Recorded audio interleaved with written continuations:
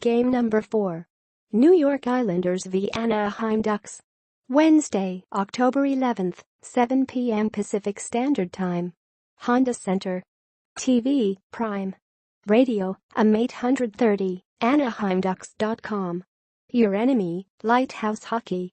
Both the Anaheim Ducks and the visiting New York Islanders will be looking to bounce back Wednesday night at Honda Center.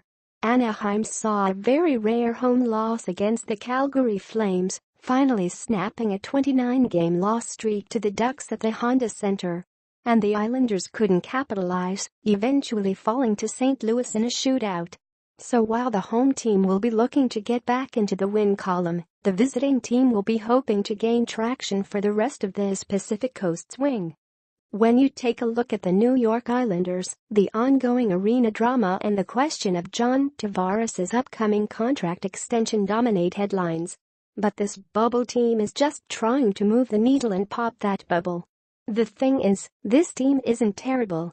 With names like John Tavares, Andrew Ladd, the off-season addition of Jordan Eberle, and the up-and-coming flashy Josh Hosang, they sure look more complete than the Anaheim Ducks look at this time. In net, it's a bit less impressive. Jaroslav Halak has had moments of brilliance, and he is entering a contract year. But he is old, and even the Islanders aren't fully invested. Finally, the Islanders hope that Doug Weight taking over the reins behind the bench is exactly what the team needs to actually remain competitive for a postseason spot in the East. It is a bit too early to tell, but that Metro division is no joke.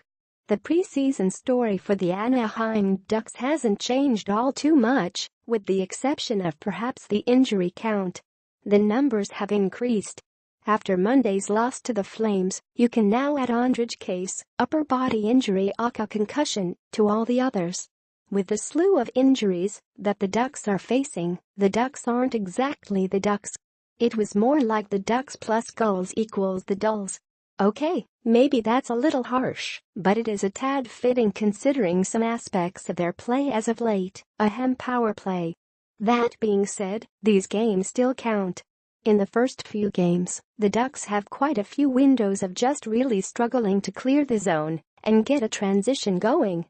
I get it, our defensive core is not as it should be, but they have to figure something out. Randy, I'm talking to you. Offensively, it's been sporadic. It is good to see that Corey Perry is out there, not just being a lovable ass pest, but a threat as well.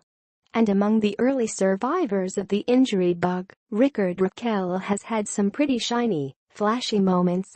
That being said, the Ducks as a whole haven't really figured the offense thing out. It is definitely not a problem of not getting enough shots on net. We've had that problem before. The Ducks are definitely shooting, but now it's time to level up to getting more quality shots. Monday's game saw way too many shots from the perimeter. There were not enough backdoor plays and the opportunities from the slot area. Fortunately, John Gibson has been pretty brilliant, so the Ducks do have that saving grace.